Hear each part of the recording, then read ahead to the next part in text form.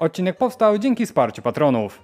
Jeśli uczy się obecnie języka rosyjskiego, założę się, że olbrzymi problem sprawia Ci kwestia znaku miękkiego. Bardzo duża liczba uczniów czy samouków ma ogromny problem z tym, gdzie, kiedy i w ogóle po co stawiać znak miękki w języku rosyjskim. Dlatego dziś postaram się Wam wyjaśnić, dlaczego, po co i kiedy stawiamy znak miękki oraz podzielę się z Wami małymi wskazówkami. Jeśli interesuje Was historia lub kultura wschodniej Europy, to zasubskrybujcie ten kanał.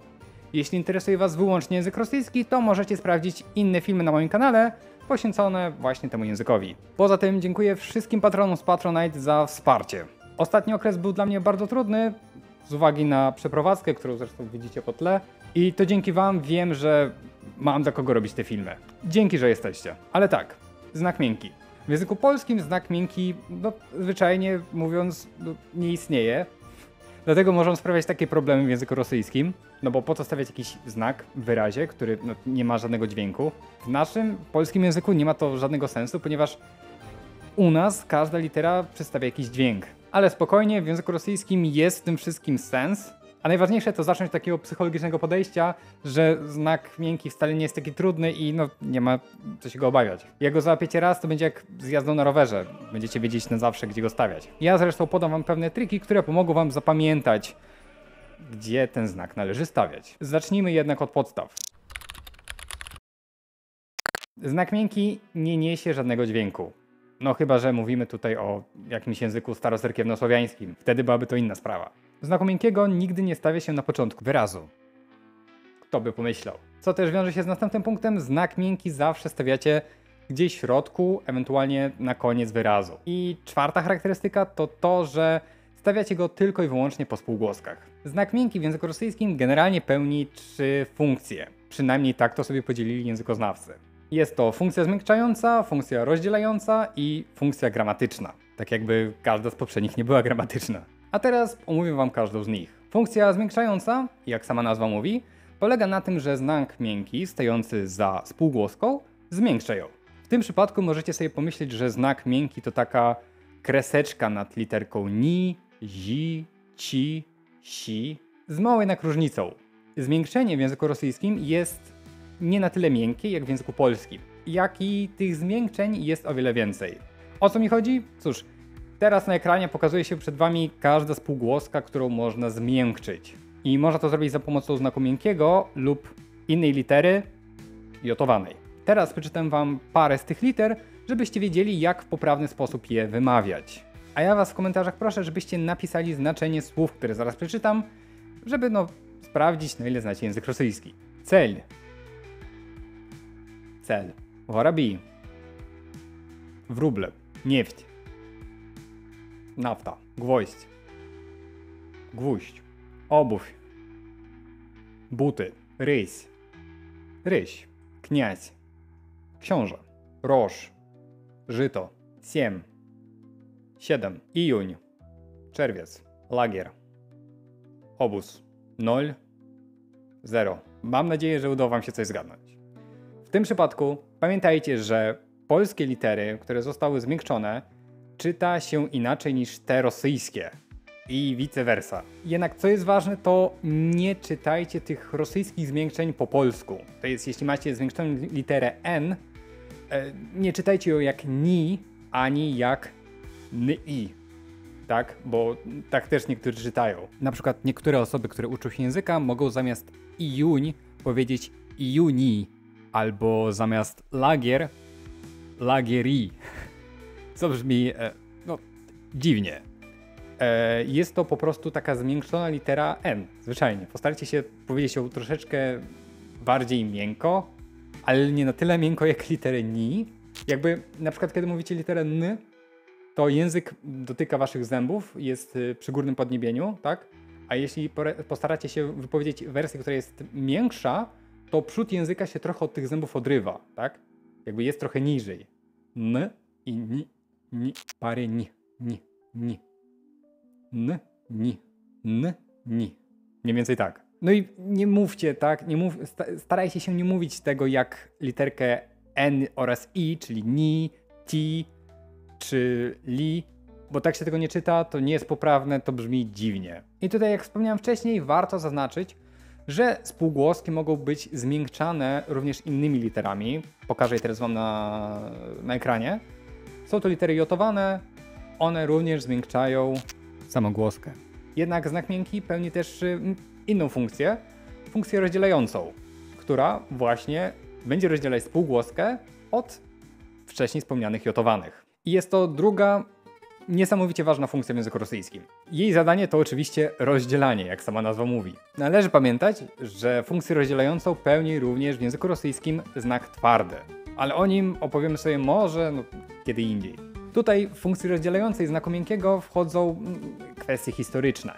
Znak miękki, jak i znak twardy to takie skamieniałości w języku rosyjskim, które pozostały tam z dawnych czasów Rusi Kijowskiej, języka starocyrkiewno-słowiańskiego albo nawet staroruskiego. Można powiedzieć, że te dwa przepiękne znaki to takie językowe trylobity, które zdołały w jakiś sposób przetrwać setki lat ewolucji języka i mamy je do dziś dzień.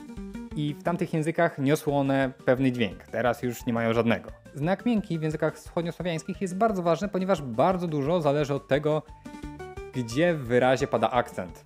A ten, na nasze nieszczęście, jest ruchomy. I mówiąc to prostymi słowami, znak miękki funkcji rozdzielającej ma nam zapewnić pewną długość wyrazu, długość przerwy w wyrazie, czy pewną twardość spółgłoski, która stoi przed literą jotowaną.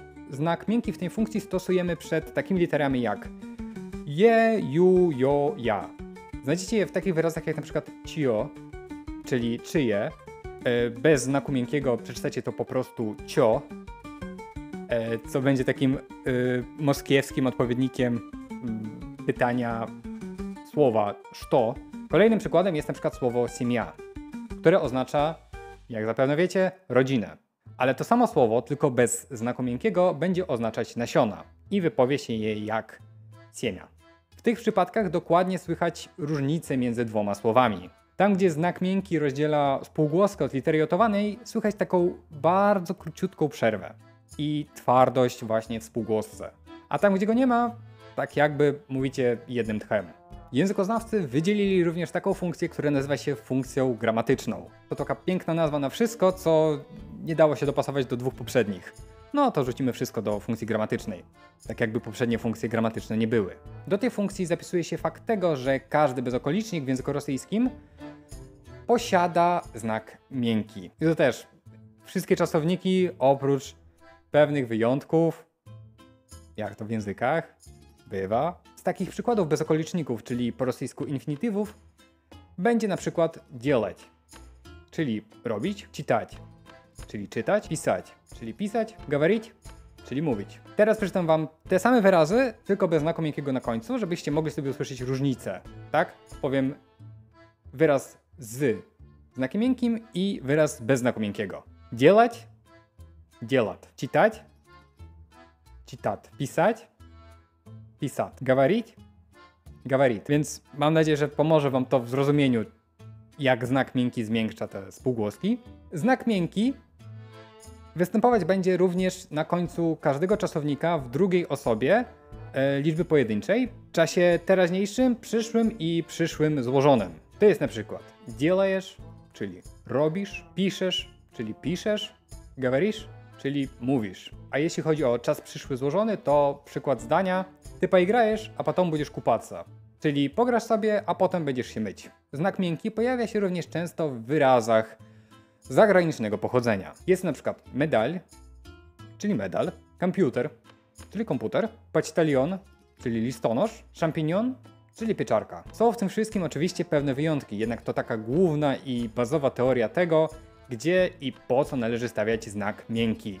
Oczywiście, jak wspomniałem na początku, ten podział, który wam przedstawiłem, został przez kogoś wymyślony, przez jakiegoś językoznawcę, albo grono językoznawców. Jednak moim zdaniem niektóre wyrazy mogą pasować do paru reguł jednocześnie, bo w niektórych funkcjach gramatycznych i tak ten znak miękki będzie zmiękczać ostatnią literę, tak? Nikt tego nie zabierze nigdzie, więc powinniście mieć to na oku. Teraz najważniejsze, czyli jak to wszystko zapamiętać.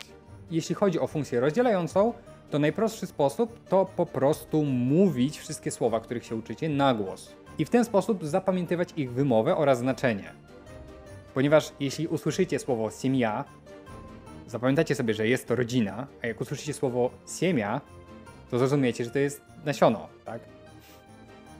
W ten sposób będzie bardzo łatwo usłyszeć, gdzie jotowana zmiękcza literę, a gdzie jej nie zmiękcza, gdzie jest taka mikroprzerwa w słowie, mikropauza i generalnie gdzie w języku rosyjskim właśnie stoi ta mikropauza, tam zapewne stoi albo znak twardy, albo znak miękki. Waszym zadaniem jest zrozumieć, czy to jest znak twardy, czy znak miękki. Ale to nie jest takie trudne. Ważne, że powtarzać te słowa na głos. To samo tyczy się funkcji zmiękczającej, żebyście poprawnie mówili wszystkie zmiękczone spółgłoski. Jeśli chodzi o funkcję gramatyczną, no to niestety musicie zapamiętać regułę. Po paru 10 zdaniach przeczytanych tekstach w końcu wbije się wam to w głowę. Tak? Najważniejsze jest obcować z tym językiem, czytać rzeczy w tym języku, starać się po prostu mieć chęci, żeby pisać rzeczy w tym języku i wszystko samo się gdzieś w głowie ułoży. Mówię wam to z mojej pozycji, ponieważ ja sam de facto tak uczyłem się znaku miękkiego, tak? Gdzie go stawiać. Jeśli zrobicie to samo co ja, to pisanie znaku miękkiego nie będzie wam sprawiać żadnego problemu. Polecam wam wszystkim ćwiczyć wymowę zmiękczony spółgłosek i dalej kontynuować naukę.